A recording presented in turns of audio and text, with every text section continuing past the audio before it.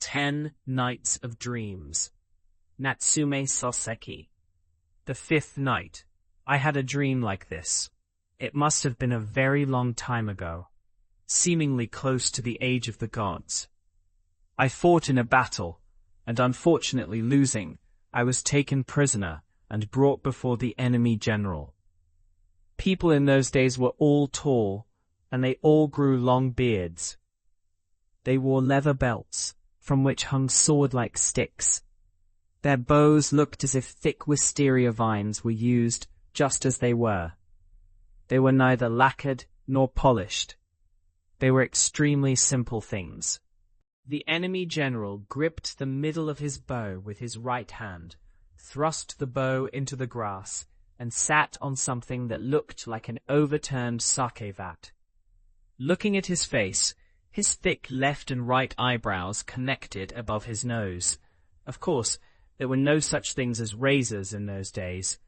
Since I was a captive, I could not sit on anything. I sat cross-legged on the grass. On my feet, I wore large straw boots. The straw boots of this era were deep. When standing, they reached up to the kneecaps. At their edges, a little straw was left unplaited, hanging down like tassels, making them flutter as one walked, serving as a decoration. The general looked at my face by the light of the bonfire and asked, "Die or live?" This was the custom at that time.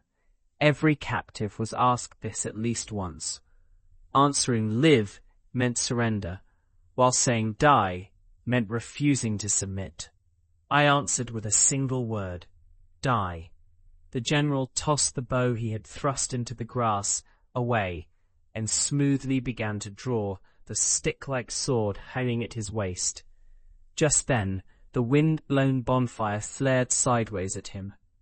I opened my right hand like a maple leaf, turned my palm toward the general, and raised it above my eyes.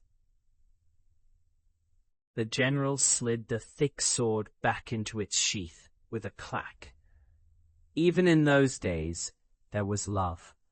I said I wanted to see the woman I loved one last time before I died. The general said he would wait until daybreak, until the rooster crowed. The woman had to be brought here before the rooster crowed. If the rooster crowed and the woman had not come, I would be killed without seeing her. The general remained seated, gazing at the bonfire. I remained sitting with my large straw boots crossed on the grass, waiting for the woman. The night gradually deepened. From time to time, there was the sound of the bonfire collapsing. Each time it collapsed, the flames seemed to tumble toward the general, as if in a panic. Under his pitch-black eyebrows, the general's eyes gleamed brightly. Then, someone would come and throw many fresh branches into the fire. After a while, the fire would crackle. It was a brave sound, as if repelling the darkness. At this time, the woman led out a white horse tied to the oak tree in the back. She stroked its mane 3 times and lightly leaped onto its high back. It was a barebacked horse with neither saddle nor stirrups. When she kicked its thick belly with her long white legs, the horse dashed off at full speed. Because someone had added light, the distant sky appeared faintly bright. The horse flew through the darkness, aiming for this brightness. It flew on, blowing 2 pillar-like breaths of fire from its nostrils. Even so, the woman continually kicked the horse's belly with her slender legs. The horse flew so fast that the sound of its hooves seemed to ring in mid-air. The woman's hair trailed in the darkness like a streamer, and yet she could not reach the place where the bonfire was. Then, by the side of the pitch-black road, the cry of a rooster suddenly rang out, "Cock-a-doodle-doo." Leaning backward, the woman pulled hard on the reins grasped in both hands.